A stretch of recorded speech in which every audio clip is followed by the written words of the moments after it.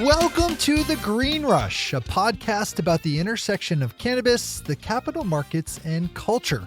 On a weekly basis, hosts Ann Donahoe and Louis Goldberg of KCSA Strategic Communications speak with the CEOs, financial experts, cultural icons, legislators, and generally interesting people moving the cannabis industry forward. This week, Louis and Ann are speaking with Matt Hawkins, CEO of Cresco Capital Partners, a U.S.-based private equity investment firm dedicated to investing in the cannabis industry. Since its inception in 2014, Matt and Cresco have invested over $50 million in the cannabis industry, helping to give accredited investors access to a diversified range of investment opportunities in the space, including cultivation, retail, and ancillary accessories. If you're an investor, someone trying to make money in the cannabis industry, or just someone who closely follows marijuana market trends, then this is the episode for you. And make sure to check out CrescoCapitalPartners.com after the interview. Don't sit back, lean forward. Now on to our interview with Matt Hawkins of Cresco Capital Partners. So we are recording today on March 26th, which is a Tuesday, the day after New Jersey shit the bed. And I wanted to invite Shay Gunther, our producer, to join just a little bit of chat about what happened yesterday. Everybody knows Shay from Marijuana Today Daily, and our production. He's also been around in the industry from SSDP and other places, to really be able to give some context. So what the fuck happened yesterday in New Jersey? How the fuck did these guys screw this up so badly? No one snatches defeat from the jaws of victory quite like Democrats. Or quite like New Jersey. Or quite like New Jersey. It wasn't just the Democrats. There were 4 or 5 Democrats that voted no, and then there was one Republican who voted no. The Republican voted no because of expungement. Go figure, The Democrats, their votes were different. They were much more based. They were both based on expungement and on social equity and social justice issues. But doesn't it speak to the larger issue of the stigma and the education and kind of evangelism that still needs to happen? Not evangelism, just education. Because people are worried about having this in their communities. I mean, there's,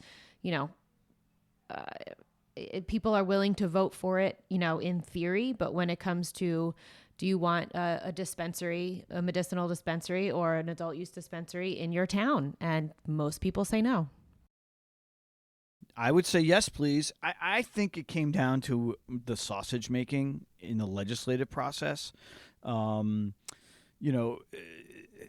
was a real mix between urban and rural. It wasn't suburban guys who voted no. It was the urban and suburban, the rural guys who voted no. Shay, you've seen this before. You've been in the movement for 20 years or so. Can you give us a little context about what happened, or not the specifics of New Jersey, but compared to like the other states that have gone through this process? I think one of the things that definitely factored into play is there's more there's less willingness to just kind of settle.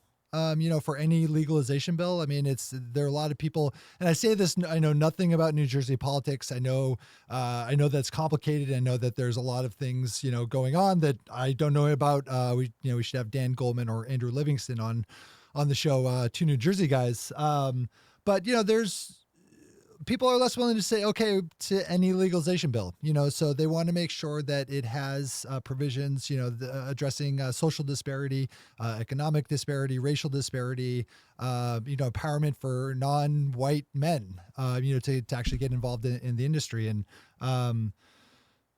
my 10,000 foot view on this is that there was a lot of kind of points of contention, and I don't know how active our friends at Project Sam and other prohibitionist groups were, but there's a lot of angles to kind of play oppositionally. So Louis, what's going to be the next step here? So the bill is basically on hold. So they didn't hold the vote because they didn't have the votes.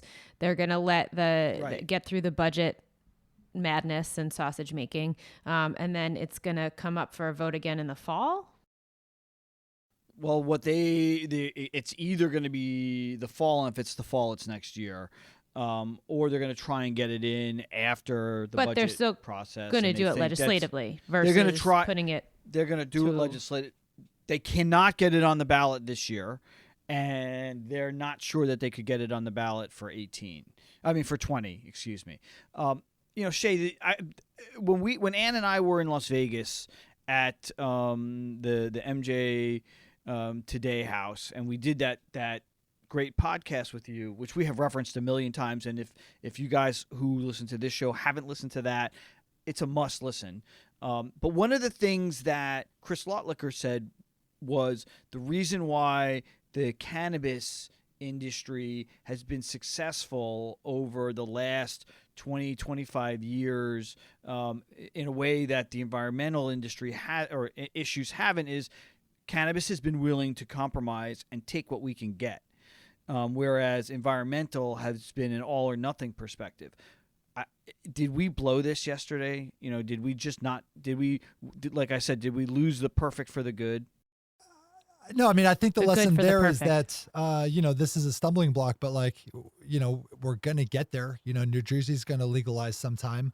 This is really just, this is negatively affecting, the people in New Jersey who are going to have less patient access. I guess, cry for the entrepreneurs who won't, be millionaires quite yet. But or the kids who are still going to get arrested, right? Oh yeah, totally. All of that. It's the people of New Jersey who are going to feel this one, but New York is going to legalize. Everyone's legalizing. So, it's just we are winning by baby steps, and it's, this is a baby step that didn't happen, because I guess maybe we did want too much, but, for the overall movement, this is a hiccup. But it's one the industry's used to, right? What losing? Yeah. Or yes. We lose all the time. We win one and we lose 10. But we keep winning, and now we're here. So I don't know. This hurts more, I think, because I live in New Jersey. It's big. I don't want to downplay, the negative impact at all. But for the overall push, this is not, this isn't a sign that things are slowing down for legalization or, progressive movement in that direction. No, I agree. It's just a bummer, man. Totally. It's when you're in the industry, when you're in the industry on the corporate level, it feels inevitable, right? It feels just like this is happening, and it's rolling forward, and there's all this money, and then sometimes I guess you forget that guys like you and Chris Crane and the guys at Normal have been on the front lines for years, losing more than you've won.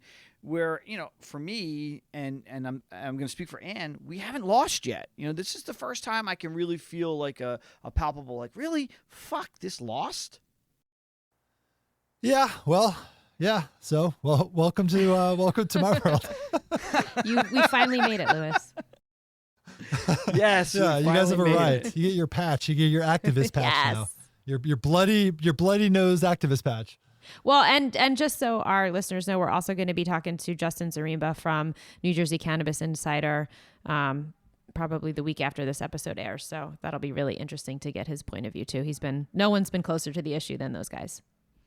Let's get to our conversation with Matt Hawkins from Cresco Capital Partners. Matt's a really cool guy. Full disclosure, Cresco is a client of KCSA's. I think you're going to enjoy this, hopefully as much as we do. Hey, Matt, thank you so much for taking the time to join us today. You bet. Happy to be here. Well, you and I have gotten to know each other over the last couple of months, and I have become a huge fan of Cresco Capital. So why don't we just start with your cannabis story? How did you get involved in the industry in general, and then getting into investing in cannabis? You bet. Well, I've been in private equity for my whole career. I live in Dallas, Texas. been investing through various entities with an institutional fund. I've raised several funds on my own for varying strategies. I had an exit on a multifamily acquisition platform in 2014, and one of the funds I had raised in the downturn was a private lending fund. Excuse me, and I kind of turned that deal spigot back on, and in 14 obviously was right around the time of Colorado, Oregon, state of Washington becoming adult use legal, and I mean, I knew nothing about the cannabis space back then. All I know is that I started seeing deal flow from brokers and warehouse owners in Denver, Colorado that were looking to refinance their mortgages so they could then lease to growers. Obviously, with a commercial mortgage, a big covenant in those documents are you cannot house a Schedule I drug manufacturer, which is obviously what cannabis is, much to all of our chagrin. And so they needed private capital to do it, and they were willing to pay a lender 12%, which I thought was very interesting. I kept thinking, wait a minute, this is great. I'm getting the security of this warehouse, and I'm getting a nice yield, but what the heck is going on at that, inside that warehouse that can afford this guy the ability to pay me 12%? So luckily, and it was just timing and luck, Lewis, is that I just realized that, private lending was something I had, I had learned about it in the downturn, but it certainly wasn't my number one skill set. And so I gravitated back towards the private equity side and started trying to figure out if I could underwrite these companies that were actually in the cannabis business itself. And that's what I did. When and I guess so maybe talk a little bit about the formation of Cresco. What's its mission? Is your singular mission cannabis focused? And what's the difference between Cresco Capital and Cresco Labs? Yeah, sure. Let me just kind of complete the loop there. And so what I did, just to kind of further the how I got into the game, is that I just started trying to socialize with high net worth individuals that were in my Rolodex and by the way, also trying to get extremely comfortable with the regulatory landscape, because back in 14 it was completely different. And I needed to, I had to put my name on this to go out and try to raise money and put my own money in it, et cetera. And it took me the better part of, 6 months to really say, okay, I'm doing this. And that's when I started raising money for Cresco Capital Fund 1, which is and to answer your question, from when we were raising it was a dedicated fund that was focused exclusively on the legalized cannabis space, and it was designed to give high net worth individuals and family offices access to that industry by using a very diversified approach. We invested up and down the value chain. We touched the plant. We invested in ancillary companies, you name it. So that was the strategy. And Cresco Labs, Cresco is Latin for grow, so it's obviously a common name, and I know a couple of guys over there, and that they're a multi-state operator. They are operating businesses that are in the space, whereas we are investing in companies that are in the space. Okay, thank you. And when you approached, these high net worth individuals, or maybe these family offices, what were the first conversations like? Was it a lot of education on your side, or had you seen the curiosity piqued from them as well, kind of at the same time that it piqued with you? Or, was it a hard sell on your side? Were people really receptive to it? Or what were the first meetings like? The first meetings were like, Matt, have you lost your ever-loving mind? And I'm not kidding you. I mean, I had one of my real estate investors sit me down over lunch and he was, he's 15, 20 years older than me, and he tried thinking he was giving me sage advice to not put my name on it. Like an intervention? Pretty much. I kind of felt like it was. I think I started sweating. And now that you guys have gone through Fund 1 and you've started to make money off of it, have you gone back to him and just kind of went, ha ha? Well, I mean, Lewis, I don't like to rub in people's noses in it like that, but I certainly we'll do it have. for you. I have had, nice conversations with him and maybe gigging him a little bit, but nothing crazy. Lewis, and Lewis just mentioned Fund One. Can you talk a little bit about that? Yeah. So we raised. So just kind of back to the story. So we started raising that capital for Fund One in late 14, early 15, and made our first investment out of the fund in the spring of 15. And we raised money for the fund until the spring of 17 when we closed it out. And we made, 17 investments. We're about to have our 9th and 10th exits out of that fund, which is just mind blowing to me. We were part of a rising tide. We were, we got lucky with some of the deals we got in early. They were, I'll just kind of list off some of the names. I mean, we were. Wait! Before you do that, because I have no, it's cool, but I have a really specific question around that, right? Because you raised Fund One, and it was around $10 million, right? Correct. And you start to do your due diligence meetings, and you're meeting with these companies. Who was the first company you wrote a check to? And talk about the experience of writing that check, and then what their experience, if you can, of receiving the first institutional check was. Okay.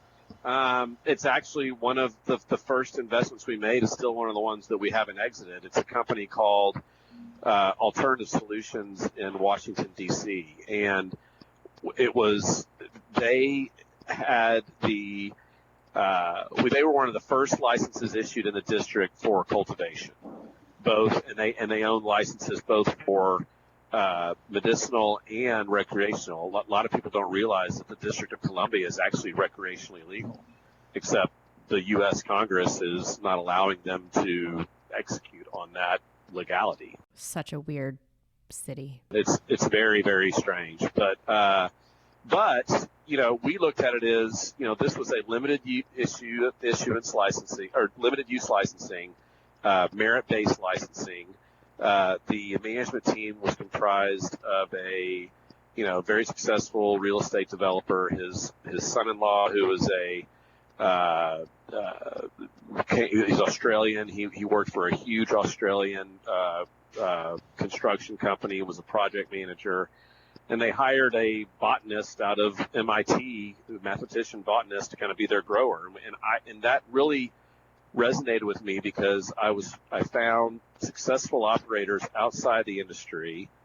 Back then in 14 and 15, you had a lot of the, illegal or growers from the illegal world that were trying to, fashion themselves as master growers in the legalized world, and it was very in vogue back then, and not at all now. And I just never felt comfortable with that. I felt like if I was going to be investing in this industry, then I needed to be investing in guys that understood the federal illegality of it and were only getting involved with their own skin in the game and their own risk by doing this on the legal side at either the state level or the district level, obviously.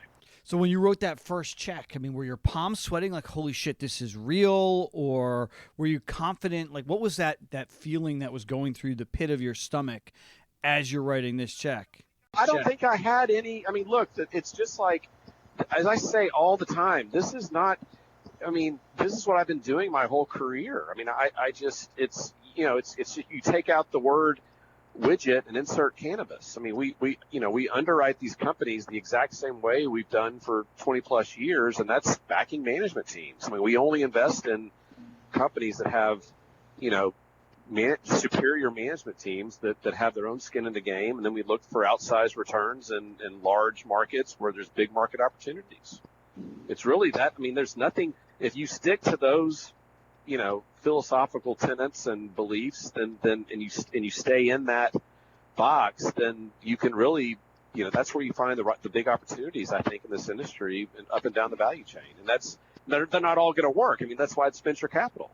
It is private equity investing in a nascent space that makes it venture capital, that also, along with the federal illegality, brings the risk-adjusted situation as well. So I was not nervous. I felt like we did the right thing, and it was the right underwrite. They've done well. The problem is that, like every single regulatory agency across the legalized landscape, that they make matters difficult in terms of how slow they move. Matt, on one hand, it's very, very comforting as an investor to have that protection in there of the regulatory agencies, but on the other, there's a lot of red tape, and it takes forever for them to move. And we've had that issue in DC for sure. Yeah, DC is a we talked with Shonda Macias a couple weeks ago, and she's got one of the licenses in DC, and it is a uniquely screwed up market. When you were talking about this investment, you were talking about investing in the management team, and there are theses of betting on the jockey or betting on the horse, right? Or am I betting on the underlying business, or am I betting on the management team? Are you guys a jockey better, a horse better, or a field better? Well, I mean, we're betting on the jockey first and foremost, but that doesn't mean we still have to believe in the business and believe in the opportunity. But all things equal, if there's a good management team with a business that we like, that aren't in love with, versus a company that we are in love with but don't like the management team, we choose the former, because it's not. I mean, you have to have the right team in place to execute, and that's just the way we believe. I think we've. I think, and we can get to some of the mistakes that I've made, but I think for the most part, we've stuck to that with maybe, one or two exceptions. And I can talk about that, later. Well, I'd like to kind of continue on that line. What qualities do you look for in a management team? Because there's so many people, especially in this space, that have really interesting backgrounds. You have people coming in from the tech space or the CPG space, but you also have people coming from the black and gray markets. So, what qualities do you look for in the management teams that are coming to bear now? Yeah, we have not invested in anybody that's been in the black and gray market. That's just not for us. That makes me uncomfortable, as I said. I mean, I'm not going to back somebody that has been doing this, illegally. So that's number one. Number two, it's a lot easier now, because you're right. There's a lot more people that are coming into the game that are very, very qualified, and they have successful track records. That wasn't the case in 14, 15, and 16. And so we had to work a lot harder to find the diamonds in the rough. And now there's more deals than we know what to do with. And they're probably deals that we're going to miss out on because we can't do every single deal. Is there a story of an investor that you landed that you never thought you would, where you just were like, oh, this person is just not here for it, and then a check shows up? Yeah, I mean, there's a family office that we recently brought on board that it took me. I mean, I started, talking to him, and I'm not going to use the word selling, that's basically what I was doing, but I was working him since before Fund 1 closed, and he just now committed to Fund 2, and he's one of our largest investors and not our largest now. But it took, that long for him to get comfortable with our team and the industry. And now, they're going to be, big players. And my follow up there is, what's the best no you've ever gotten? No is good. Or what's the most memorable no then? Did you ever get like a go fuck yourself? Wait, can we cuss on this? You can say whatever the hell you want, dude. Absolutely. I think the reality is that back in the way early days, what really drove me crazy is the people that judge me, and the people that had a problem with this ethically or morally, that then use that as fodder against me and my acumen or my ethics and morals, and that obviously was you never like to hear that, but that was because that's one thing that we've never done. I mean, if somebody has an ethical or moral objection to this, I mean, that is not my position to try to convince them otherwise. I mean, I respect that, but if they didn't respect me and told me about it or told others, I mean, that's just stupid. But it happened. Can we talk a little bit about how you guys work with the companies you invest in? Some PE firms are passive investors, which means they just put money in. Others are passive but more involved, where they'll put money in and put people on board seats. And then there are some PE firms that when they buy a company, they buy a company. What's your strategy? So I would say we are active minority investors. I mean, we don't buy. I mean, generally speaking, we don't buy majority control of companies because we want. I mean, we're backing management teams. But having said that, we do negotiate for either board seats or board observation rights or major decision controls or major expenditure controls. I mean, we want to empower the management team to execute on the business, but we also need to make sure that everything's above board and things are going the right way. And we feel like, I mean, look, we've made, almost 30 investments in the industry now. And collectively all my partners and both funds and everything. I mean, we've deployed over $65 million in the industry. I mean, we're strategic now. And, as we weren't strategic in Fund One, we were just as nascent as everybody else, but we do have an ecosystem now that people want to be a part of. And that's the thing that I'm the most proud of, is that we have a good reputation in the industry. People want to be in our ecosystem. We can sometimes get better deal terms as a result. Let's talk about that ecosystem for a little bit. Private equity is a mature vehicle for investing, often in more mature industries. Cannabis is not a mature industry in any stretch of the imagination. So when you're negotiating with these management teams, how familiar are they with your type of vehicle, and how much education about what the value of working with Cresco do you have to provide? Or they're like, yeah, we get it, let's go? Well, like I said, I think just in the past year or two, people have become a lot more familiar with us as one of the preeminent firms out there that's in the capital deployment space of the industry. So that's kind of taking care of itself a little bit. And they know what companies that we've invested in. And so that, to me, actually, look, you need to do your diligence on both sides. I mean, when management teams know more about us, that gives me a comforting feeling, because they need to know about us. And if they haven't spent the time to do that, then shame on them. You guys have invested in, I want to talk about a little bit about your portfolio, but you've invested in some of the early quote unquote unicorns in this space, like Acreage and GTI. How did you get into those deals, and how many unicorns do you think you have in the portfolio? Well, I mean, a lot of it was timing and a lot of it was luck. I mean, we just happened to, we've got, I think our biggest win thus far has been the EBU transaction. We were very, very early investors in that, and that was probably our second investment of Fund One. And hold on, just for people who don't know what EBU is and who bought them, can you take a moment on that? I mean, EBU is a basically, I mean, for lack of a better description, it's a technology licensing company that sold to Canopy Growth. And it was for a big, big, big number. I mean, our multiple was, depending on how much more we get in the upside of the transaction, it's going to be somewhere between a 13 and a 15x. Oh. Crazy numbers. And and so that just is. Drinks are on you. And the truth is, and then we have Acreage, which at the current share price is about the same multiple.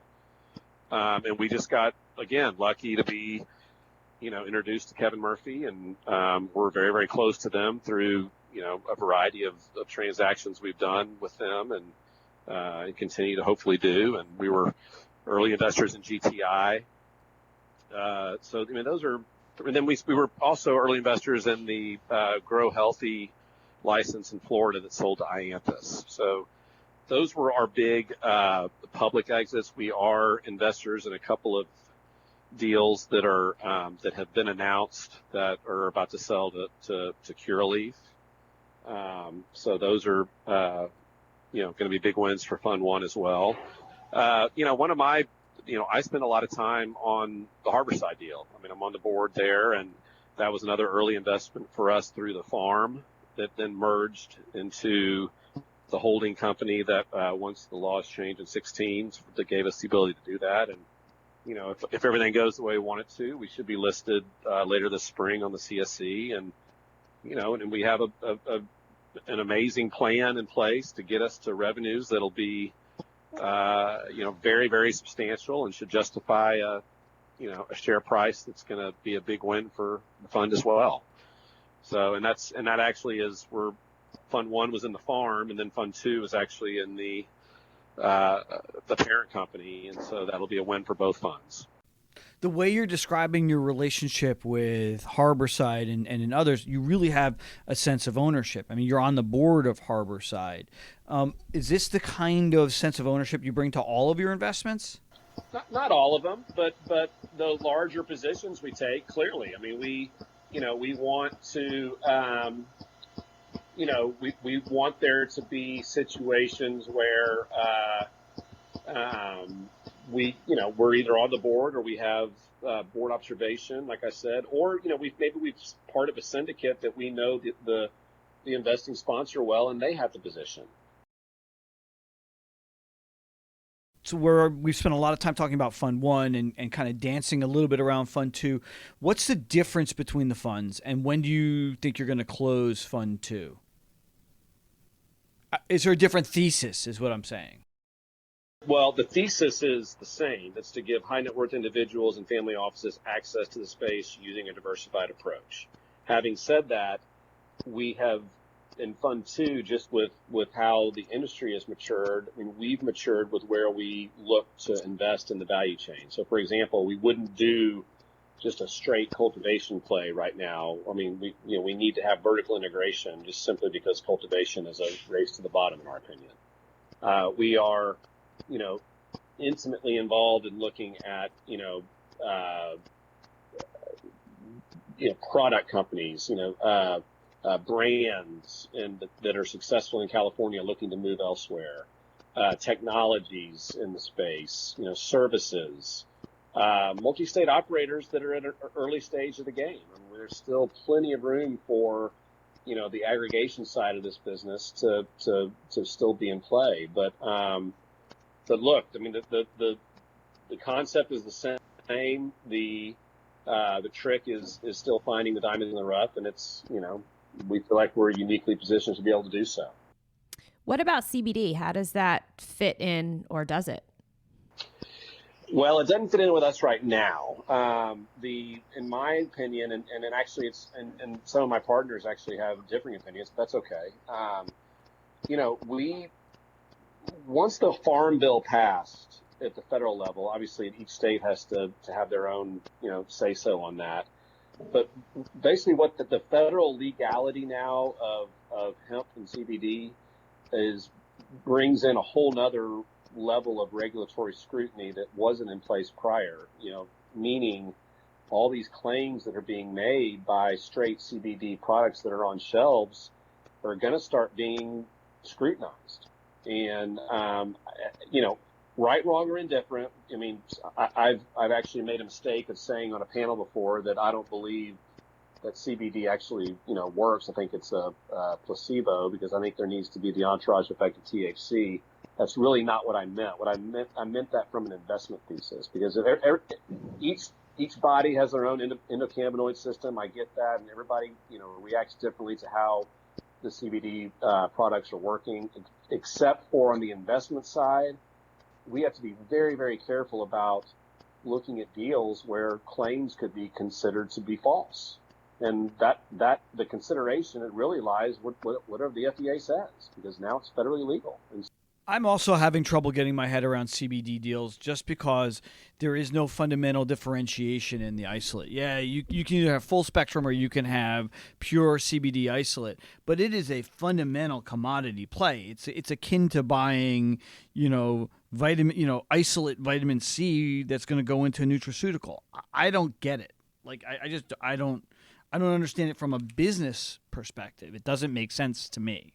I agree. I mean, now, having said that, I've been reading about all these hemp farmers that can't keep up with all the demand, and their supply is dwindling, and it's not just for CBD, but it's for the industrial uses too. And I'm sure people are going to make crazy money, but until we get more comfort from where this thing is headed from a regulatory framework, we're on the sidelines. So I want to talk about my favorite question. Which is failure. Failure is an evil prick, right? But the good thing that you've learned from failure in the past about undercapitalization and this analysis has allowed you to identify a really, you think, good opportunity. So who's your favorite bet today that you may not have done before, but because you have you've encountered these challenges, you are now like, yeah, I'm confident this is a winner. Okay. Well, number one, I'm not going to tell you who my, favorite children are, Lewis. I get that. That is really, I got to tell you, I can't, and this is not a knock on you. I've been asked this question so many times, but I just can't stand that question because I honestly don't know. I mean, I know that we are confident in every deal that we do, and it has to pass muster with, all the levels of scrutiny that the underwrite process brings into play. And the truth of the matter is, as investors, we should be confident in every single one of those, being the top dog. I'm as competitive as the next guy. I don't want to have any goose eggs. But the reality is, in the fund structure, we're likely going to have it, and that's okay. That to me is exactly what the biggest selling point is to high net worth individuals or family offices, in that we've been doing this longer than just about anybody else. We will still make mistakes, but we're going to limit the mistakes that you would make doing this yourself, because you don't know shit.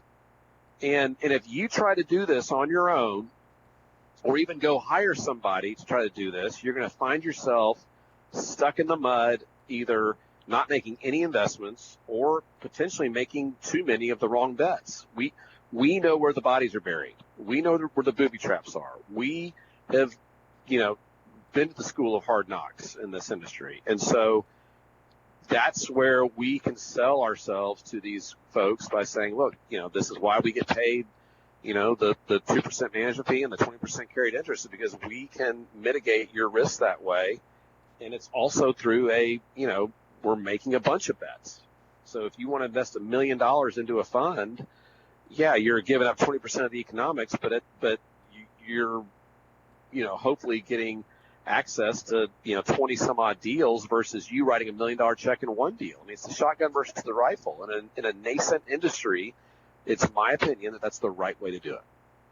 We talk a lot about corporate cannabis on this podcast and the struggles between, the industry struggles between the suits and the stoners. Although we hate stoners, we hate the word stoners, and we don't hate stoners. We love stoners, but we need to workshop a better word for that. But as there's more, also Anne's Stream of Consciousness podcast. But as corporate cannabis seems to be driving out the little guy, do you think there's still room for startups? For sure. Absolutely. I mean, the reality is that, we keep talking about all these big boys entering the game and, and yes, that's been great and all, but the reality is there's still a dearth of capital in the industry. I mean, until, institutional capital is 100% in the game, that's going to be the situation. And there's also there's plenty of opportunities up and down the value chain for, entrepreneurs to come in with great ideas to help, execute on the process, be it a picks and shovel type thing or a service that helps, or a provider that's in the people business in some form or fashion. I mean, look, we could sit here and talk for another hour about just all the different opportunities that are out there, from a company development standpoint that people could take advantage of. So I think there's any number of opportunities for entrepreneurs to get into the space still. I got a question that's kind of two-sided. One is about deal flow, and then the other is I'll just lay it out there. So raising capital is really hard in this industry, right? There's not a lot of use out there, institutional capital that has the ability to deploy. If you were going to talk to a smaller entrepreneurial company that is below your radar, right? They're too small for you. Is there any advice you would give somebody who's looking to raise less than up to $1 million? How should they do that? And then concurrently, how are you getting your deal flow? Where are you seeing these companies from?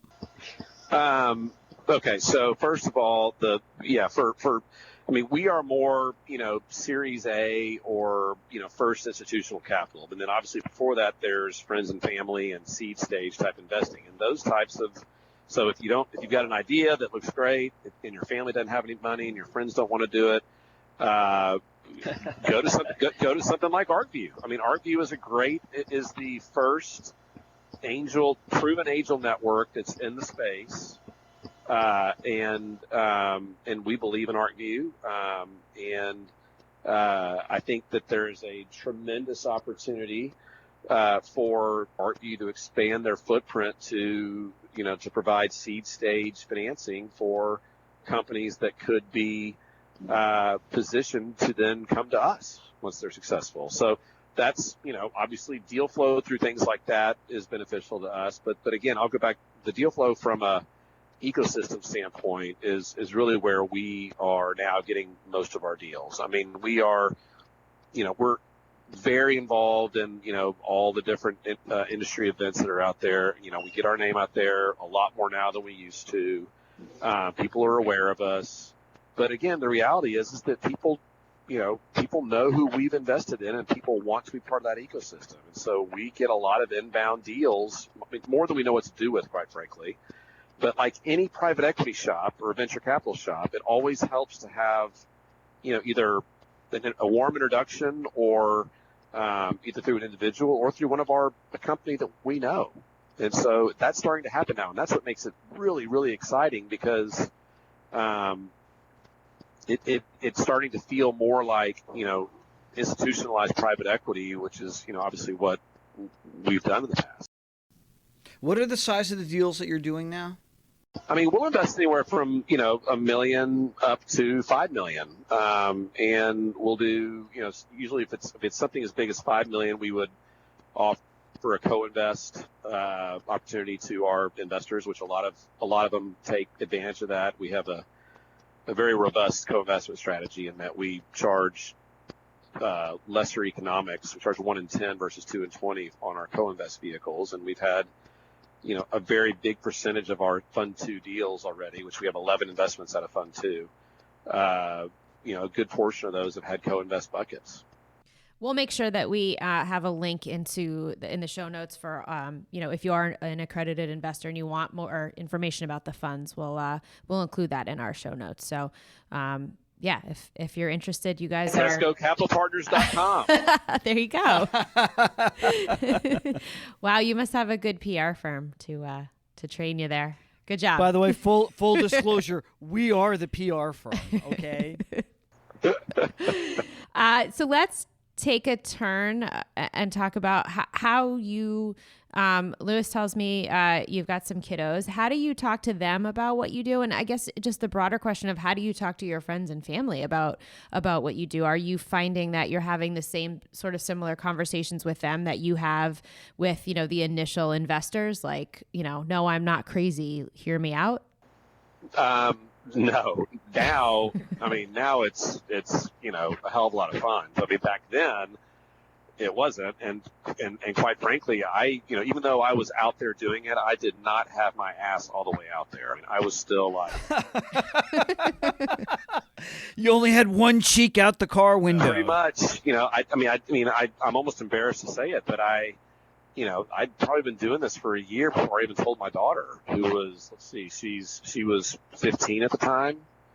And when I finally told her, she was like, "Oh, that's great. My dad's a drug dealer." And then I think she went and kind of socialized it with her friends at school, and they were like, "That's kind of cool." And so that was actually the big, turning point. Well, then I was never embarrassed of it. I was just, look, I live in Dallas, Texas. It's a conservative bastion state. And so it was hard for me to really, professionally get that out there. But then I'm telling you, just like the industry has grown from a top line standpoint with the hockey stick, but the most amazing thing about this industry is the hockey stick growth of the acceptance of this. It's unbelievable. It's now one of the few, in my opinion, one of the few nonpartisan issues that's out there. Everybody understands that, the taxation of this and the regulation of this makes more sense than having $50 to $70 billion worth of illicit activity going on that no one benefits from. How do you explain what the fuck happened in New Jersey yesterday? Because I have no idea. That to me is that's a big setback in my opinion. That is, I haven't read enough about it, and it feels like what I've read, it's kind of like the Mueller report. No one really knows exactly what's going on yet. And so, and I don't want to say another word about the presidency, so we're not going to talk about it. But this whole thing in New Jersey is, there's obviously, political motives here, because I think if you, just a week ago, you took some polling data suggested that it was a no-brainer.